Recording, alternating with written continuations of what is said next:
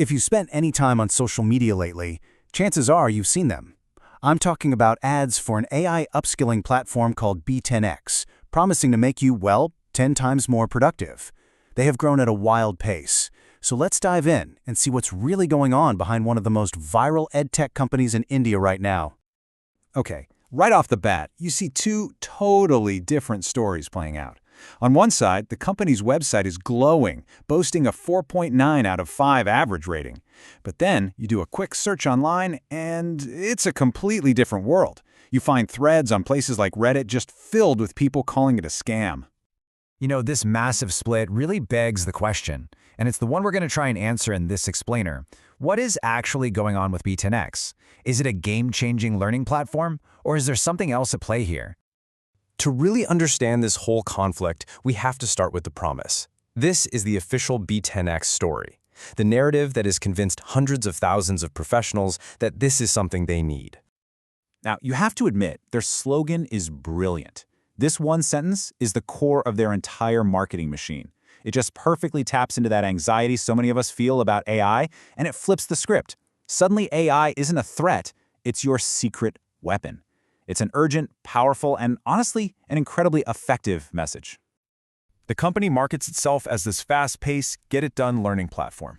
And a huge piece of their authority, a huge piece of their brand, comes from the founders, Aditya Goenka and Aditya Kachave. They're both alumni of IIT Kharagpur, which, if you don't know, is one of India's top engineering schools. That credential is a massive cornerstone of their credibility. And wow, has that credibility paid off? We're talking about absolutely explosive growth. The company was founded in March of 2023. By late 2025, so in just about 2 years, they were training over 170,000 professionals. That kind of speed, that kind of scaling in the EdTech world is almost unheard of. Let me put it another way. Over 100,000 people have signed up for their workshops. So this isn't some tiny niche product. This is a mainstream phenomenon. They've obviously tapped into a massive demand for practical, real-world AI skills. People want what they're selling. But, and this is a big but, that's only one side of the coin. It seems like for every glowing review, there's a pretty loud and pretty unhappy group of customers talking about their experiences online. A lot of the complaints seem to start with their advertising. People on Reddit are saying they see Be10X ads popping up in totally random categories, like movies and films or investing. Some have described it as a scattergun approach, almost like they're just trying to get in front of as many eyeballs as possible, even if it means getting around people who've tried to block their ads.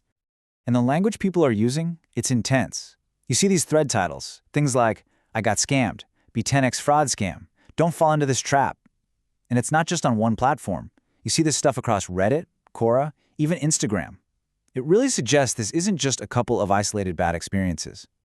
This frustration even bubbles up into formal consumer complaints. And this quote, I think, really gets to the heart of it for a lot of the critics. It's this feeling of a clear mismatch between what they were promised in the ads and what they actually got in the course. So how can both of these things be true at the same time? How can you have this hypergrowth and this really intense backlash coexisting? Well, to understand that, we need to pop the hood and deconstruct their business model, the playbook that's driving everything. The whole thing is built on a pretty classic 3-step sales funnel. First, they attract a ton of users with a super low-cost introductory workshop. Then, during that workshop, they spend a big chunk of time pitching a much more expensive program. And the final step, the real goal, is to convert as many of those people as possible into that pricey course. And right here, you can really see the financial engine that makes this all work. That entry-level workshop, it can be as cheap as 9 rupees. The main program they're upselling you to, the AI Mastery program, costs around 30,000 rupees. That huge jump isn't a mistake. It is the strategy. The cheap workshop isn't really the product, it's the bait. So why the aggressive model? It all clicks into place when you look at their structure. According to corporate filings, Be10X is an unfunded company. What that means is they haven't taken big checks from venture capitalists. They are growing using the cash they generate from their own sales, which creates this constant, relentless pressure to keep that high-volume cash flow coming in to fuel their expansion. This also explains how they've carved out a space for themselves in a really crowded market. You have competitors like Udacity or Pluralsight who focus on deep technical skills. Be10X isn't really playing that game. They're targeting regular professionals who just want quick, practical productivity hacks. Their advantage isn't depth, it's speed, and that super low cost to get you in the door. So the model works for growth. That much is clear. But what's the cost? This non-stop focus on sales-driven growth seems to come with some serious side effects, and it raises big questions about whether this whole playbook can last long-term. And this brings us right to the core tension of the company. On one hand, their success is undeniable. They have found a fantastic product-market fit. People are desperate for these skills. But on the other hand, the consequence of their grow-at-all-costs strategy seems to be systemic operational failures. The machine is struggling to keep up. So what do these failures look like in the real world? Well, you hear about chronic unresponsiveness from customer support. People talk about a refund policy that's incredibly strict, making you complete the course and even show proof of job applications. And of course, there are widespread complaints that those cheap introductory workshops are mostly sales pitches with very little service-level content. And this isn't just hearsay.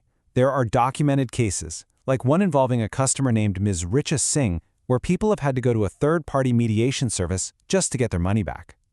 The fact that you need an outside referee for a basic issue like a refund, well, that points to a serious breakdown in their internal customer service.